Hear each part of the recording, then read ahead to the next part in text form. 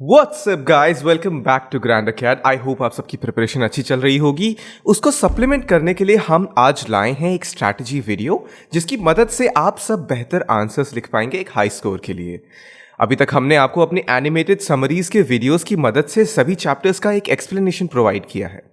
CBSE की तरफ से 2021 बोर्ड्स के लिए प्रिस्क्राइब्ड कंटेंट को कवर करने के बाद हम अब उन चीज़ों की तरफ ध्यान देंगे जो सीबीएसई के सिलेबस के बाहर हैं। That is strategies to score high on the day of your exams. उसी सीरीज के कंटिन्यूएशन में आज हम लोग बात करने वाले हैं आंसर्स के बारे में। आज के videos how to write ideal answers में हम आपको 4 स्ट्रैटेजीज देने वाले हैं जिनकी मदद से आप सबसे ज्यादा एफिशिएंट और इफेक्टिव आंसर्स लिख सकते हैं। तो उन स्ट्रैटेजीज की तरफ बढ़ने से पहले हम एक बार आंसर शीट की तरफ एग्जामिनर के पर्सपेक्टिव को अज्यूम करके देखते हैं। एक सीबीएसई बोर्ड्स का एग्जामिनर बहुत ही ज़्यादा एक्सपीरियंस टीचर होता है जो अपने रिस्पेक्टिव सब्जेक्ट्स में एक्सपर्ट माना जाता है। इन एग्जामिनर्स को एक दिन में on an average 25 copies check करनी पड़ती हैं।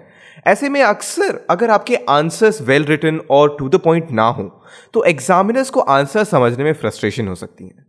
इसी प्रॉब्लम को अवॉइड करने के लिए without any further delay let's move on to the first strategy. पहली चीज जिसे आपको ध्यान में रखना है वो है वर्ड लिमिट्स एंड स्ट्रक्चरिंग। किसी भी आंसर को शुरू करने से पहले एक बार उसकी वर्ड लिमिट पे ध्यान दें और उस आंसर को 3 अलग अलग सेक्शंस में डिवाइड कर लें। एक इंट्रो ऑफ द आंसर, एक बॉडी और एक एंडिंग स्टेटमेंट। आंसर का जो इंट्रो है वो आपके आंसर में एस्टैब्लिश करता है कि आपका आंसर कहां से आ रहा है, स्टोरी के किस बात से आ रहा है। जो बॉडी है आंसर की, ऑफ कोर्स उसमें आप सारी इंफॉर्मेशन इंक्लूड करते हैं जिससे कि आप अपने आंसर की कंक्लूजन तक पहुंचे हैं। नाउ एंडिंग स्टेटमेंट और conclusion isn't necessary in an English answer, पर ऑफ कोर्स वो आंसर को और बेहतर बना देता है। तो अगर आप अपने आंसर के लिए एंडिंग स्टेटमेंट नहीं भी ढूंढ पा रहे हैं तो ये कोई खास दिक्कत नहीं है। इसके अलावा आपको वर्ड लिमिट से 2-3 शब्द ज़्यादा या कम लिखने की ज़्यादा चिंता नहीं करनी चाहिए, क्योंकि ऑफ कोर्स एग्जामिनर अक्सर काफ़ी ज़्यादा जल्दबाजी में रहता है। तो 2-3 शब्द कम या ज़्यादा लिखने से कुछ खास प्रॉब्लम नहीं होगी। आपको अपने आंसर की क्वालिटी में ध्यान देना चाहिए।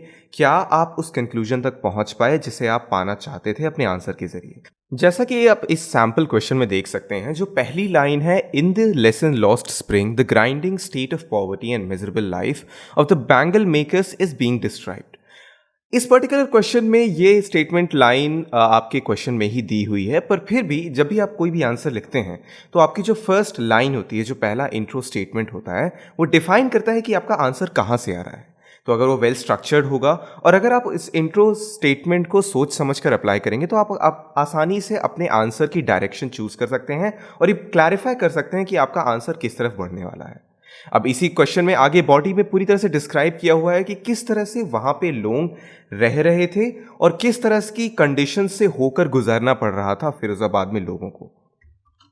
हमारी अगली स्ट्रैटेजी है try to include as much information as possible. Now इस स्ट्रैटेजी में आपको of course unnecessary words use नहीं करने हैं और ग्रामेटिकल स्किल्स काफी ज्यादा काम आएंगी। बेसिकली स्ट्रैटेजी में आपको पहले सारे के सारे चैप्टर्स को अच्छे से समझना है, जो आप हमारी एनिमेटेड समरीज की मदद से कर सकते हैं, और उस इंफॉर्मेशन को यूज करके आप अपने आंसर में सबसे कंसाइज तरीके से सबसे ज्यादा इंफॉर्मेशन को लाने की कोशिश कर सकते हैं।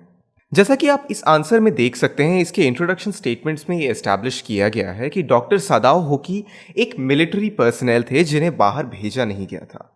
अप फ्रंट देखने पे ये इन्फॉर्मेशन उतनी ज़्यादा रेलेवेंट लगती नहीं है, पर एक्चुअली ये आंसर के लिए बहुत ही ज़्यादा इंपॉर्टेंट इन्फॉर्मेशन है, क्योंकि अगर सदाओ होकी कोई नॉर्मल व्यक्ति होते, जापान में रहने वाले नॉर्मल व्यक्ति होते, तो उस अमेरिकन की मदद करना इतनी कोई खास बड़ी बात नहीं होती।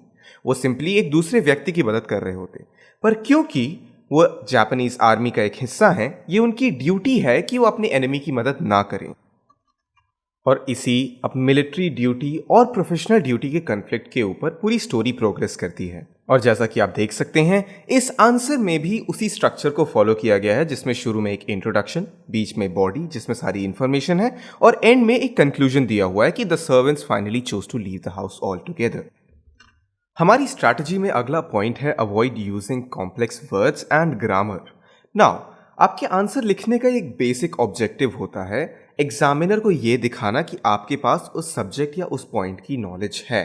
अब एग्जामिनर अक्सर काफ़ी जल्दबाजी में होता है, जिस कारण से अगर आप बहुत ही ज़्यादा अननेसेसरली कॉम्प्लेक्स वर्ड्स या ग्रामर का इस्तेमाल करेंगे तो हो सकता है कि एग्जामिनर उसको एक बार में समझ ना पाए और आपको मार्क डाउन कर दे।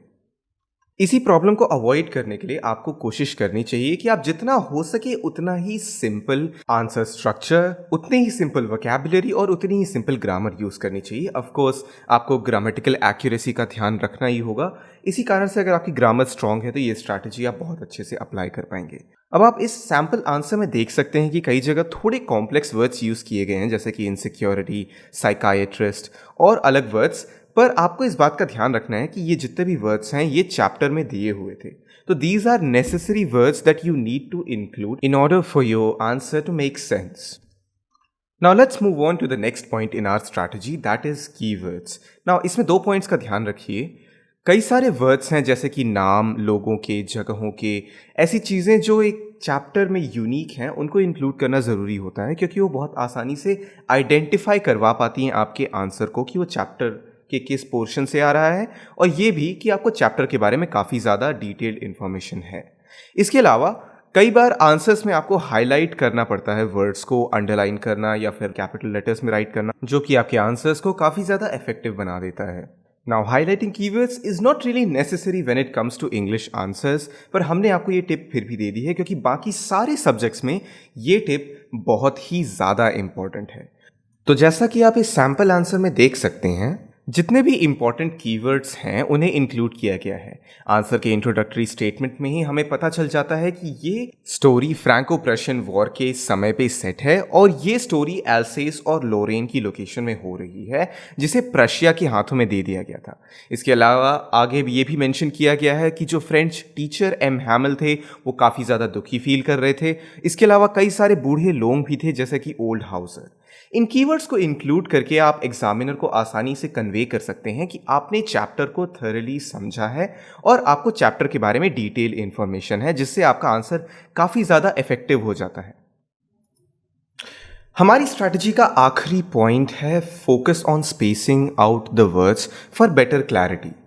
अब कई बार जब भी आप वर्ड्स को बहुत ज़्यादा पास में लिखते हैं तो ये काफ़ी ज़्यादा डिफिकल्ट और फ्रस्ट्रेटिंग हो जाता है आंसर रीड करने के लिए। This font that is given in the example is very similar to how many people write in the examination. अब अगर आप एक एग्ज़ाम के समय अपने आंसर्स में प्रॉपर स्पेसिंग नहीं रखते हैं तो आपके आंसर को पढ़ना काफ़ी डिफ़िकल्ट और फ्रस्ट्रेटिंग हो जाता है। इसी सेम आंसर के लिए if we change the spacing, आप देख सकते हैं कि किस तरह से इस आंसर को पढ़ना अब बहुत ही आसान हो चुका है। Okay, so a few little tips to keep in mind before we end the video. The first one is आपके आंसर की बिगिनिंग और एंड में थोड़ी सी जगह छोड़ देनी चाहिए जिससे कि आप आगे करेक्शन कर पाएं if need be. Second point इस बात का ध्यान रखिएगा कि आपके आंसर्स को प्रॉपरली नंबर किया गया है। Third point is a very important point, never, and I repeat, never leave a question unattempted.